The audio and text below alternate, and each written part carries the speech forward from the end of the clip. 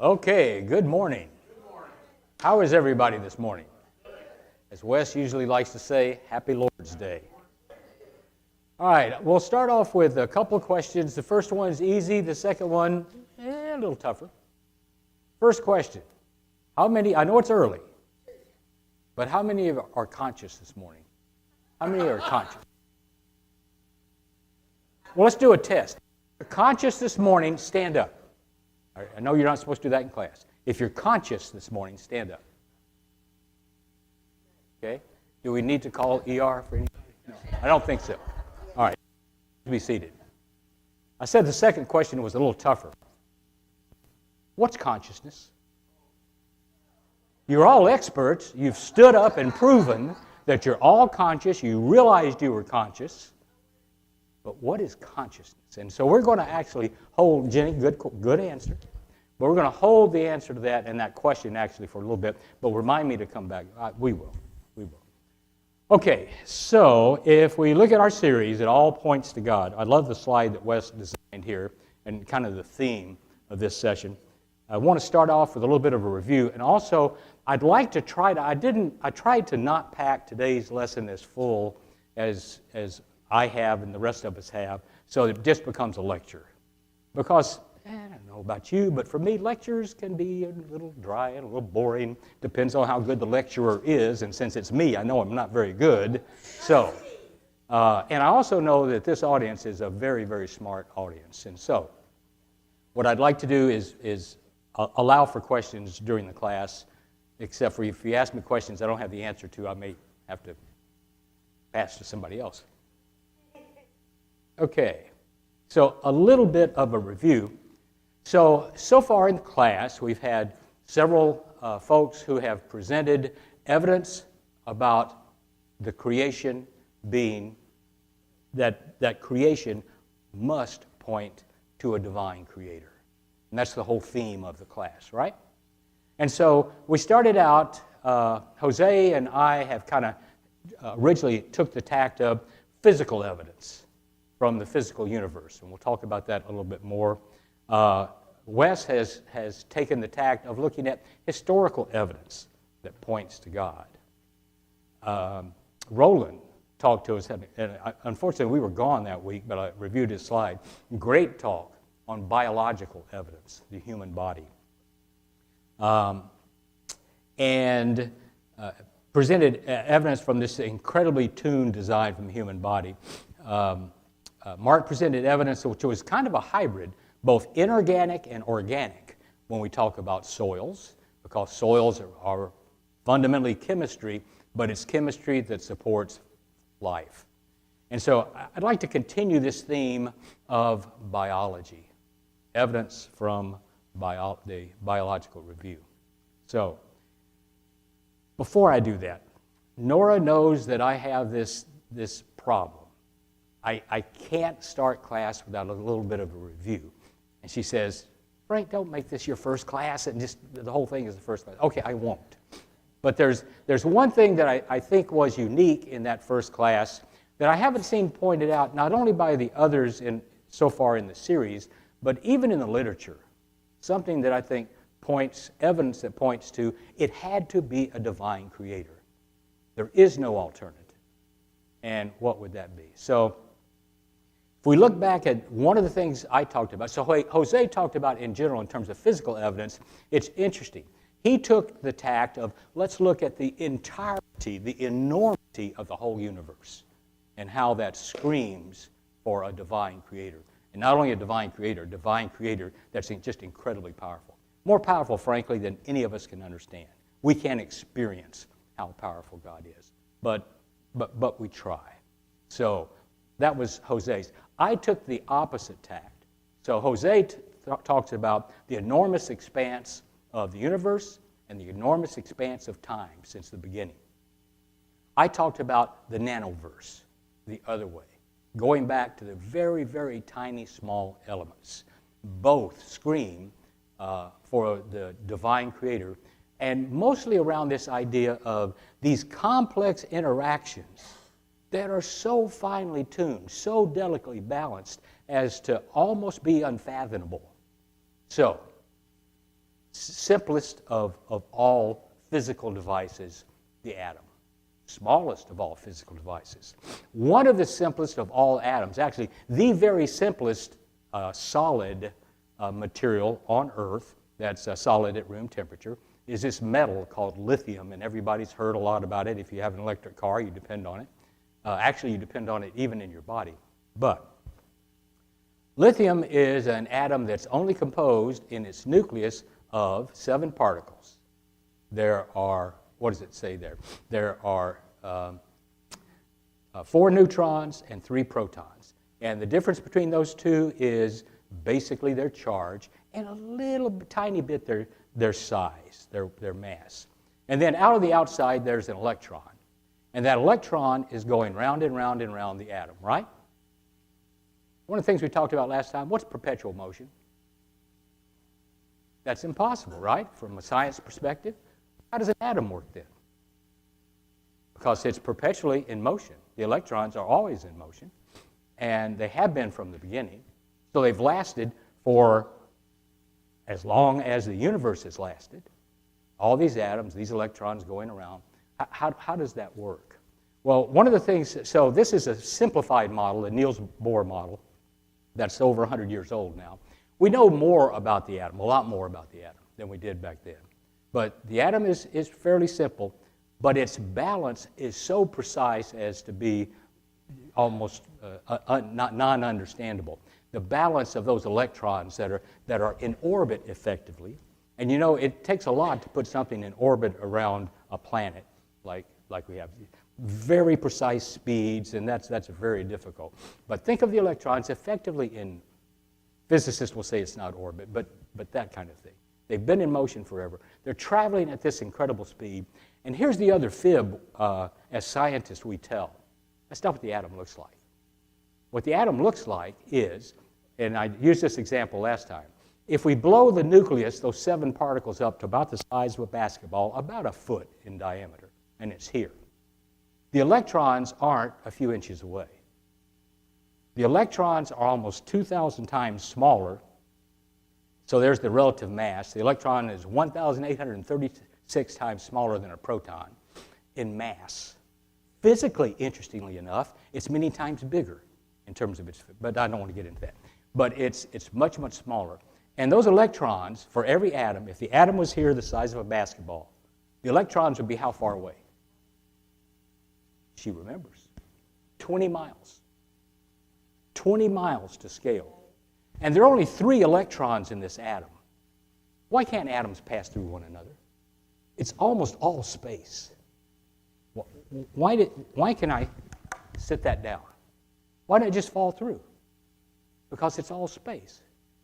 Well, it has a lot to do with this incredible balance, all of what's happening to the physics there. Okay, well, that's all well and good. And this is the graphic mischaracterization that I talked about. In addition, what holds that atom together, because you've got a bunch of positive particles that are clumped right next to one another. Positive forces, do they attract or do they repel each other? Same force. They repel each other. Well, why doesn't it repel? The reason it doesn't repel is it has all to do with the forces on that atom and the forces on the electron. But inside the atom, there are 2 magic forces. One's called the strong nuclear force, and one's called the weak nuclear force. And I won't go into that. Jose is much more appropriate to go into. But those are 2 forces that actually hold them together, even though you would think that they really want to fly apart. In addition, both gravity and electromagnetism play a strong role in the atom. Okay, fine. But that's nice, Frank. But what's your so-called insightful point? Here's the point. For those that don't believe in a divine creator, there is one key tenet that must be true. No matter what there's one key tenet that must be true, because they all depend on this idea of randomness and selection, right? Everyone depends on this idea that things have evolved in the universe, but in order for randomness and selection to happen, you have to have a lot of time. In other words, you have to have a lot of events. If you keep trying over and over and over and over and over to do things, the explosion in the car in the junkyard that ends up producing a typewriter. What are the chances of that? They're very low. But if there are enough explosions, mathematically, it'll eventually happen, right? Here's the point. The finely tuned nature of those four forces and every atom in existence had to happen within the first 3 minutes of the Big Bang. Not 14.77 billion years, within the first 3 minutes of the Big Bang. There was no time for the statistical nature of all this to happen. So, if we look at all the things that we've been talking about, to me, one of the most powerful arguments for the evidence of a creator from a beginning is actually looking at just these amazingly small building blocks of everything we know of. There's nothing that we can see, nothing that we know of that isn't composed of atoms. So that kind of is just going back to the basics. Okay. Again, review of what we've done today. I want to continue the biological theme and maybe even get a little further into the using the biological theme to talk about some spiritual things you probably thought of, but you might not have. Okay. What's this? Remember I said it's going to be interactive. Okay, so one of the things a number of you know that I've taken up the sport of flying. I had always wanted to get my pilot's license. So I've been doing that. You have to learn a tremendous amount about aeronautics to do that. And so this is a wing. What kind of wing? What airplane is this off of? What's that? A maple tree. So at our house, we are blessed.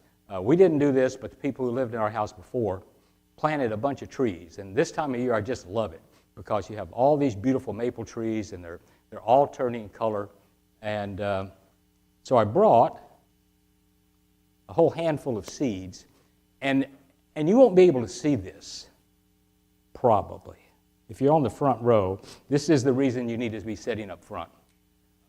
But if you're on the front row, they're kind of amazing. If you notice, see how it twirls as it goes down? You probably can't see that.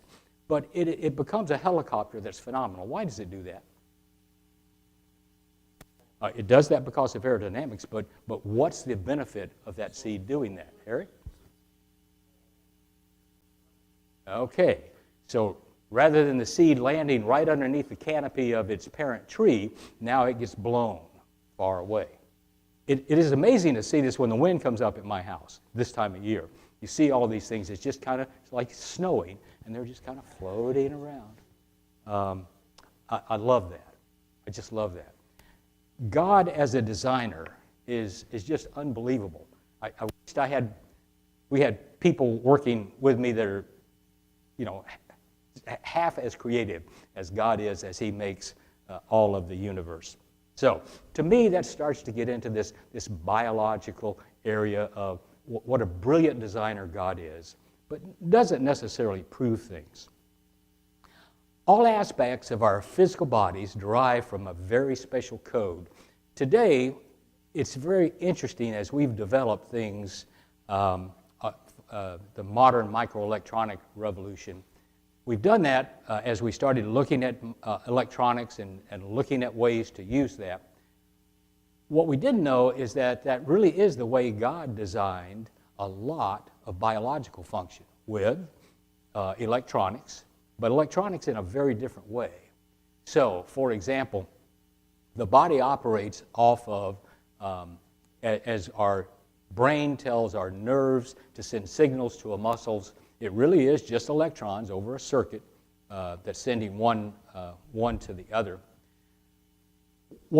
So there's the analogy. It's not just analogy. But there's an analogy between computers and electronics and the human body. And there's certainly an analogy between software now, because we have found that God wrote software.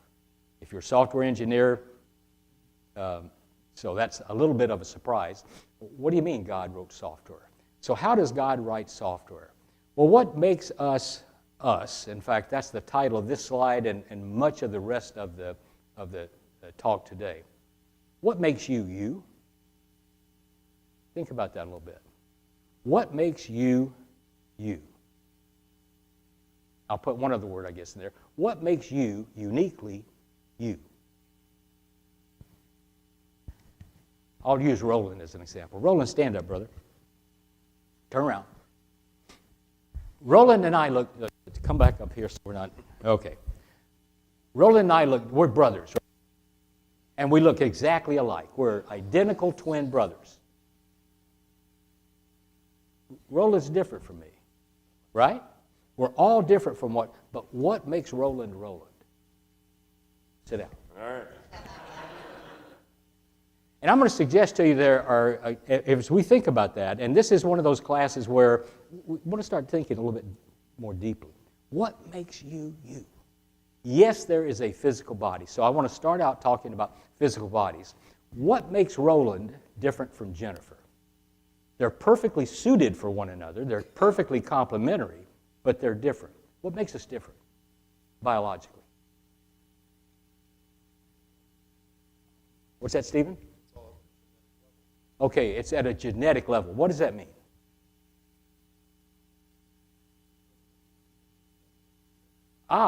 It's encoded. Stephen just used that, an interesting word that I don't remember hearing as a young man or even as a middle-aged man, the genome. What's the genome? Okay, it's coded information, but more than that. Well, let's look. First, there's a molecule that Crick and Watson got the Nobel Prize, in fact, one of the most groundbreaking Nobel Prizes. They figured out this molecule called DNA. They figured out its structure, and you've heard of it before. It's this helical structure. And in fact, a phenomenal job of scientific detective work to figure this out. The helical structure of the DNA. And they started looking at the DNA molecule and realizing that DNA was basically, it had 4 chemicals in it. And this shows a picture. So on your left, on the left, you see this double helix that's represented, and it kind of looks like that. And the double helix then has 4 chemicals. I'm going to get closer so I can actually see it. Adenine, thymine, cytosine, and guanine. I'm sure I'm not pronouncing those correctly. So Mark, you have a better pronunciation. In any event, so that's 4 chemicals, and those chemicals are repeated in a different sequence, and the sequence is effectively like bits in a computer, and that's a code. And it shows you then that those now are in this long chain. So the DNA chain has different groups, or the overall chain has different groups. Each one of those is a part of the DNA. And on the far right, you see something you can't read, but it's a bunch of characters. And the characters are in the human genome. So all of us have this thing called a genome, which is this set of 4 chemicals in the helix that are unique to us. Actually, only a very small percent is unique to us. In fact, 99.6 to 99.9% of the human genome is the same in every one of us. It's only that tiny little difference that makes all of our physical differences. Well, how can such a tiny, tiny difference look at the difference between Roland and Frank. You got one really handsome guy and one...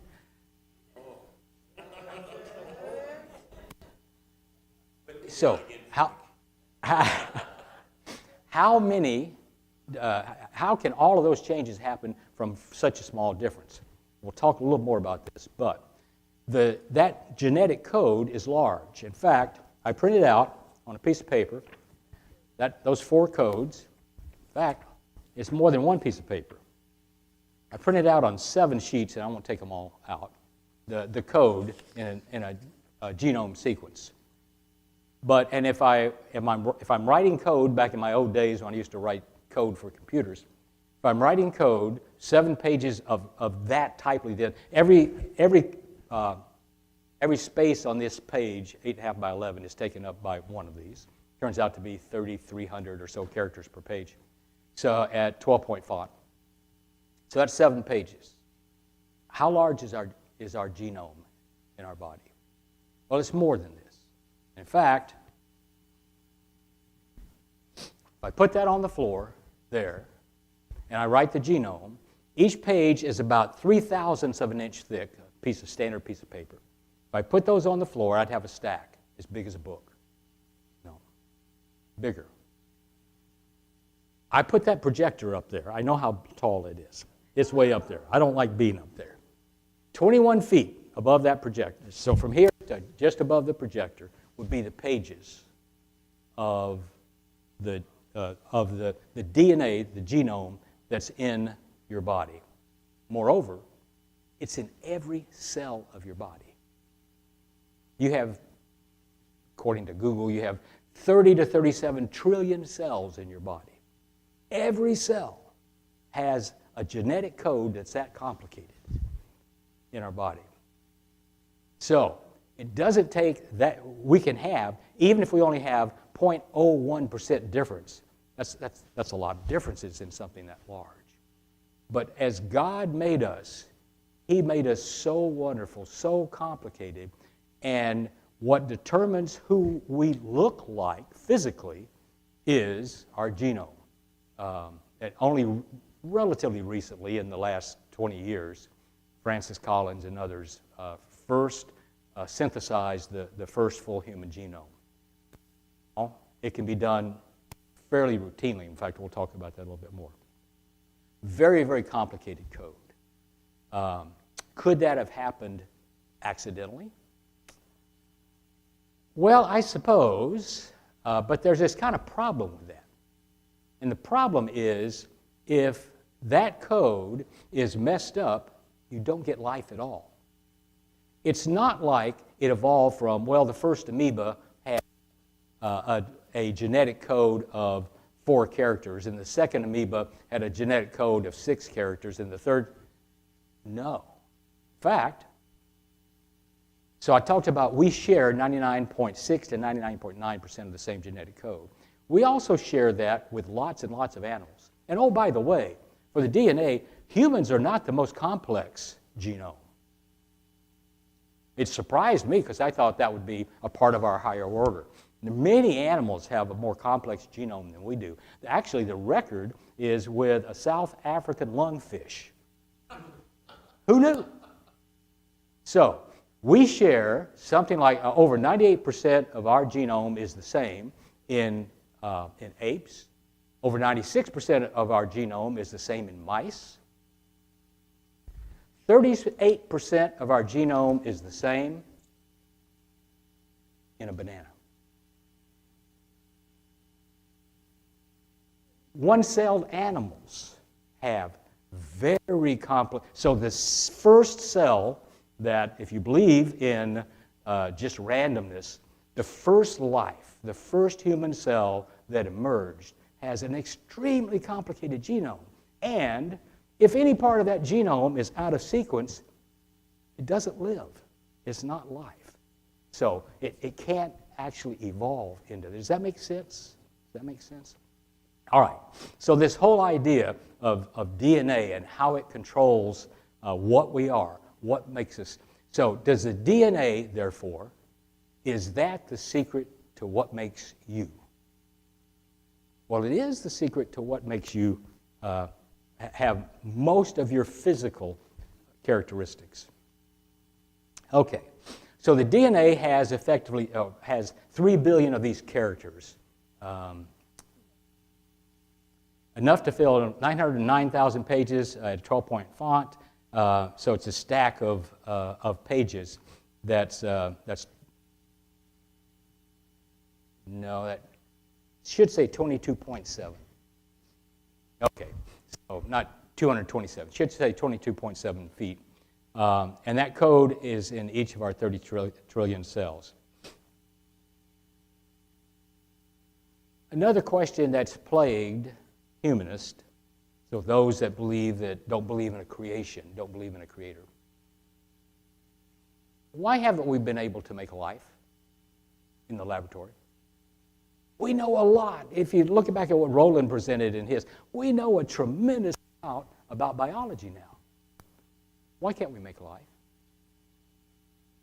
So if life happened just by accident, just by some dirty ooze in some swamp someplace, why can't in our finest clinical laboratories, which have to be, as Mark and others know, you keep these things amazingly pristine, amazingly clean, because any contaminants at all destroy what it is you're trying to investigate or learn about or whatever. So this primal ooze, we can't make it in the laboratory with all of our vast knowledge. We still can't make life. So what this says, scientists haven't been able to create living cells from basic chemical compounds because of the immense complexity of a cell and our incomplete understanding of how life's components and processes work together. Key challenges include assembling the information-rich molecules, this is the DNA stuff, like proteins and nucleic acids in the correct sequences, creating the complex machinery for energy and replication, and understanding the bottom-up assembly process and the role of a vast number of unknown byproducts that occur naturally. Interestingly, somewhat ironically, this definition is from AI. But I kept looking for a definition in dictionaries, and I really like this definition much better. We'll come back to that. Okay, what makes you you? For your body, it's primarily your unique genomic description, right? Is that it? Is that what makes you you? In fact, is that the fundamental thing that makes you you? What about your mind? How does your mind differ from your body? Is your mind different from your body?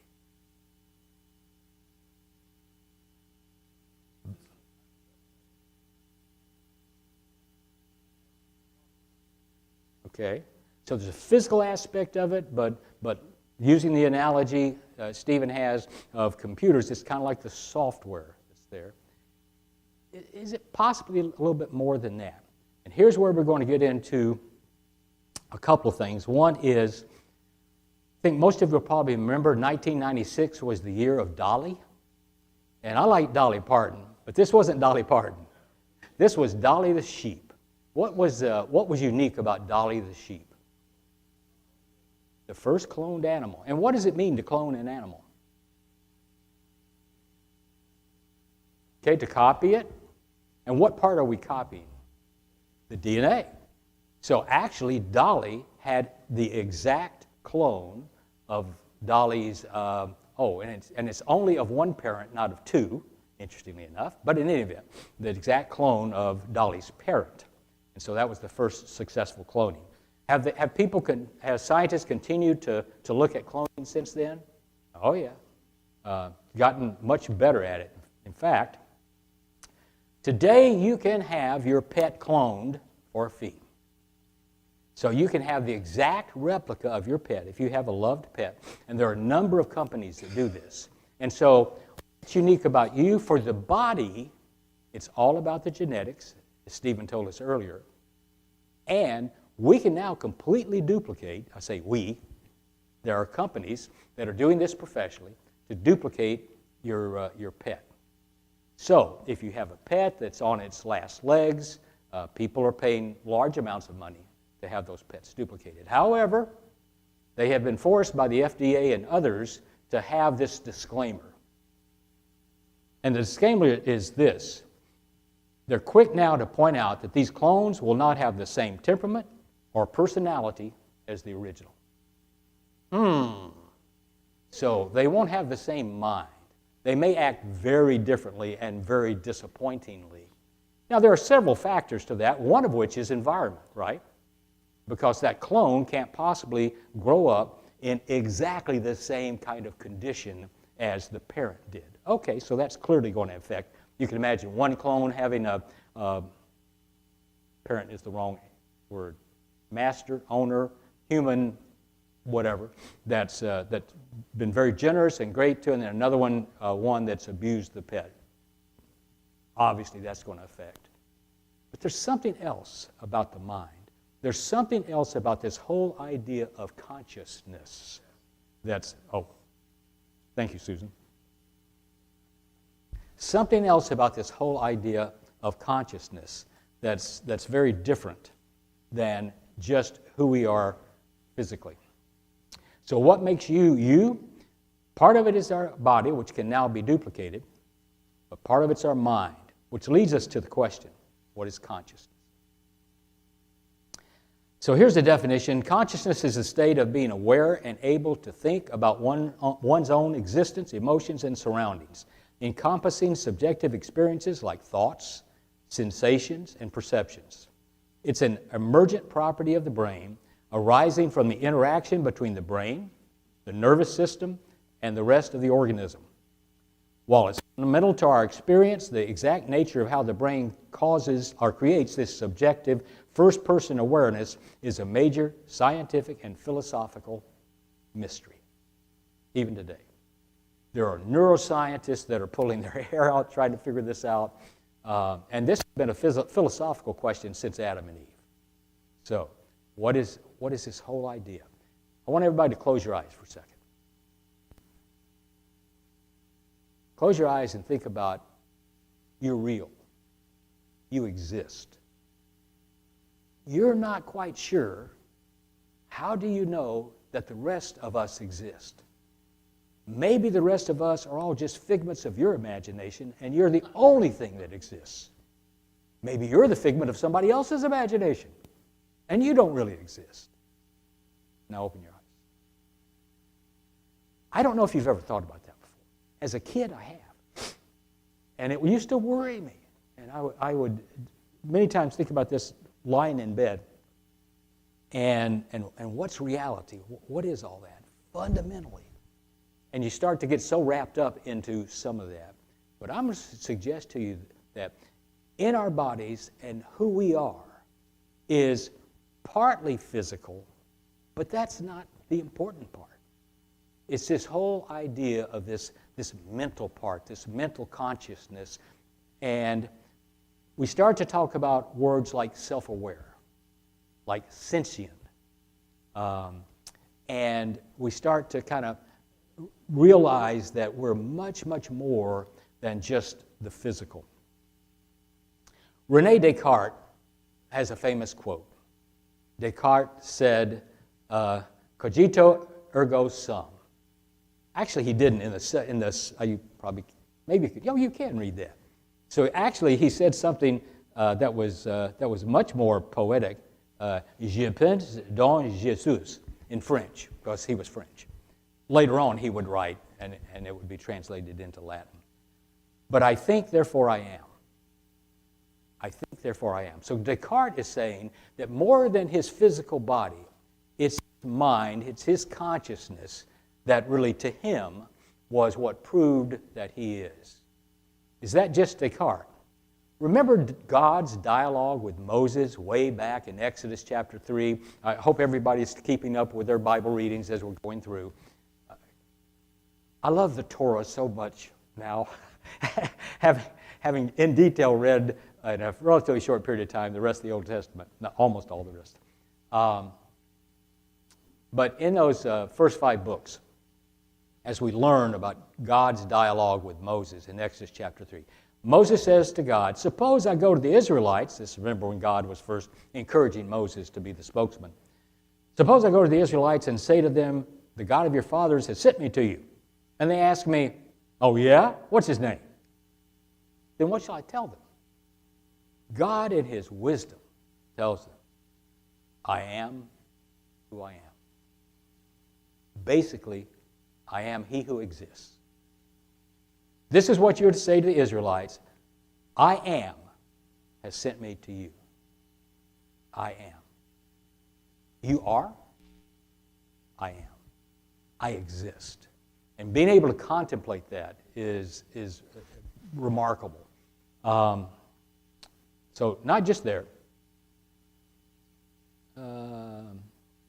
This is in Genesis chapter 1 and verse 26. Then God said, let us make mankind in our image, in our likeness, so that they may rule over all the fish in the sea and the birds in the sky, over the livestock and all the wild animals, and over all the creatures that move along the ground. So God created mankind in his own image. In the image of God, he created them, male and female, he created them. We picture Adam and Eve as God's creation. Does that mean God's body looks like Adam and Eve? I don't think so. Matter of fact, it says God is a spirit. God has nothing to do with the bodies. This thing that we all look at one another, and I look and I see John and Kay, and I recognize them, and because of their physical bodies, that's not John and Kay. It's where they reside. It is their body. But I'm going to suggest to you, John and Kay are the spirit of John and Kay that happen to reside in those bodies that they have inhabited for a few years. Right? But as we think about us, what really makes us us, and the likeness that we have to God has nothing to do with this short, fat body. It has everything to do with our mind. Our spirit is what's made in the likeness of God. Our consciousness even, I believe. Now, I need to go back and have a large disclaimer myself here. This is my idea. It may very well be wrong. But I do think there's some evidence to support the idea that when God says, let us make man in our image, does our spirit have a gender? Does our spirit have a genome? Does our spirit have? No. And now we're talking about things that, again, the best neurologist. There's a really interesting study that we don't have time to get into between a very bright neurologist and an anesthesiologist that are looking into these ideas. Why an anesthesiologist? Well, we all said we were conscious earlier in the class, right? Whose job is it to make people unconscious? Anesthesiologists. You know, anesthesiologists don't know how it works. They really don't know how it works. They know a lot about the chemistry and some things, but fundamentally what's happening in the brain is still not understood. Still not understood. So this whole idea of consciousness, we're made in God's image. Hebrews chapter 4, verse 12. This is a great verse as we think about this. For the word of God is alive and active, sharper than any double-edged sword. It penetrates even to dividing soul and spirit from joints and marrow. Even from dividing our consciousness from our body. It judges the thoughts and attitudes of the heart. What is consciousness? The thoughts and attitudes of the heart. So here we go where, as we talk about in the class, the evidence of what is. Today's class, one of the things I wanted to do in today's class, in addition, we talk about the enormity of the universe. We can't experience that, right? We can hear words, and so we kind of understand. We talk about the tiny, minuscule part of atoms, and we can't experience that. But our bodies and our mind, every one of us experience whether we want to or not. They can be working in perfect order, or they can be broken. The body can be broken. The mind can be broken. But both of these things are a part of what God makes in us. And I believe that as we talk about our spirit, we talk so much about the Spirit. The Spirit is so important. The Holy Spirit. For us to understand the Holy Spirit, we kind of need to understand our spirit. I'm suggesting to you that as we talk about, I haven't heard a lot of folks talk about really what is the Spirit, different from the body and just the brain. But I believe it's all wrapped up in this idea of consciousness. And I believe that's what God has specifically and uniquely. Not only did He give us a specific, unique genome, body, but I think He gives every one of us a specific consciousness, a specific spirit. And in that spirit is everything that we think of we are. All of our passions, all the things that we love to do, all the people all of our desires come out of this thing that God gives us uniquely, everyone. And in many ways, He doesn't give it to us, He invests it in us. Because He expects us to share that with who? Each other. Each other. In a way that builds one another up. Okay. The alternative to our consciousness, our self-awareness, the self-image of being our spirit and soul, uniquely, what's the alternative to that? Ooh. Okay. What is the alternative to our consciousness and self-awareness, self-image, being our spirit and soul, uniquely given to us by God? Again, science can't really tell us a lot about that today. Here's a quote that I came across as I did this that made my jaw drop. Kind of interesting. This is a quote from a very famous scientist from MIT. The scientist is not a creationist. He's a humanist, or was. He's now passed. In fact, now he knows more about the answer than all of us do.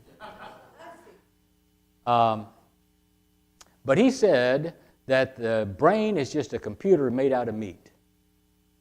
You better hope he's wrong. Well, yeah, we're all religious. We hope he's wrong about that. No. All of humanity better hope he's wrong. Why? Think about this. So I was fortunate enough to be involved in technology as what we think of as the modern computer age started. I got to work on some of the very first desktop computers and so on and so forth. And I got to be the general manager of the division here in Corvallis that built our first mobile computers. I remember talking to some of my colleagues that were building the big mainframe computers and mini computers and desktop computers. We were kind of relegated, we're just the little mobile stuff. And I remember telling them at one point, notebook computers will be more popular than any form of computer. And it turns out today that's true, although big arguments back then. In any event, so a $1,000 computer, mobile or desktop, back when we started, was laughable, right? We all know that by common. Turns out in the 1990s, computers eclipsed the human brain in terms of their ability to remember things. There's total memory capacity back in the 1990s. Okay. But the brain the human brain, an individual human brain, still far better in a couple things. How fast it computes, especially parallel things. Even today, the best computers that you see from NVIDIA and all these things where they have whole server farms and stuff, the human brain is amazingly quick. The human brain is amazingly low power. You know your brain operates this computer. Your brain operates on less than 20 watts. So a lot less than the old light bulbs. The new light bulbs are okay, about the same maybe as 2 LEDs. But the whole brain operates for your life on that very, very low power. However, scientists are now predicting, about Moore's Law and how fast all of this stuff doubles every 18 months. Scientists predict by 2050, a $1,000 personal computer will have more capability, not only than the human mind, it'll have more capability than all of humanity on Earth at that time, a $1,000 computer. Okay, Frank, what's the point in all that? If consciousness, if self-awareness, if all of that is simply a smarter computer, a faster computer, sometime between now and 2050, all computers will be sentient. All computers will be self-aware. So all computers will have a conscience. All computers will act on their own. This stuff we call AI, well, obviously going to be smarter than these puny humans. So think about it. It's rather scary. If Dr. Minsky is right, and the brain and our consciousness and all this stuff we think of is simply the product of a faster, a more complicated, a more sophisticated computer, then we won't be the only sentient beings, if you can call it a being. Can you call that a being? I'm not sure. And we certainly won't be the top of the pyramid any longer. So, Frank's belief, not to worry. Not to worry. Because this whole idea of self-awareness and consciousness and who we are, our spirit, isn't something that evolves from simple technology creation. I believe it's something that was given to us by God, uniquely, will continue to come from that. So, all right. So I don't know if that is, if that takes you any place. You probably have all thought of that many times before. But let's see. Yeah. So the implications of Dr. Minsky's statement are there. So that's kind of the end of the discussion. I meant for this to be more interactive, but I droned on.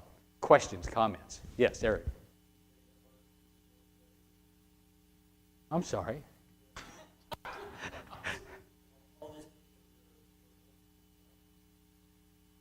Yeah. So I do believe clearly there is a form of modification and adaptation. For sure, we use that all the time today in everything from agriculture to, but not what we think of. Yeah. Other comments? Oh, Wes. One of the verses I thought for sure you were going to bring up at some point was Proverbs 14:10, that says, "The heart knows its own bitterness, and no stranger shares its joy." And it's simply just that philosophical uniqueness of the experience of the self that I'm having, but I can also objectively determine that you are having. Right. And I sense that I have no part of it, and yet it's objectively real. And it just, that experience of the self interacting with other selves in a system that's neither one of our constructions, but exists in the mind of some other self, is a fascinating philosophical, what? Yeah. Yeah, I agree. Other questions, other comments? I was thinking about, there are some folks who have been utilizing human cells in computers, which is interesting. And so while I'm not seeing evidence that computers are creating what humans have, whatever is so special about us is being utilized to make computers better. Right. So so what Misty is talking about is that when we create computers out of these inorganic materials, scientists have been for a long time been using bioinspiration. They've been using what already exists to help us both invent new things, but Misty's talking about it in a much more direct way. Rather than making a computer out of just inorganic silicon and other substances, start to make them out of what looks like it mimics life. And so yeah, that is right. One aspect of that is what do you call that little thing that plugs in the USB thing? To the computer, like a thumb where drive? you can put your blood droplet Oh, yeah. on that, and it'll read your blood sugar into the computer. Okay. So it's an interaction between our physical and the computer. That's true. So there's a lot of diagnostics that works today by looking at our biological systems. I've just had a whole bunch of tests from the doctor that's just amazing what we can do. Just phenomenal. And takes our biologic data and helps us understand that much better. Okay, that's, I'm past time. All right, thank you. You've been a great class.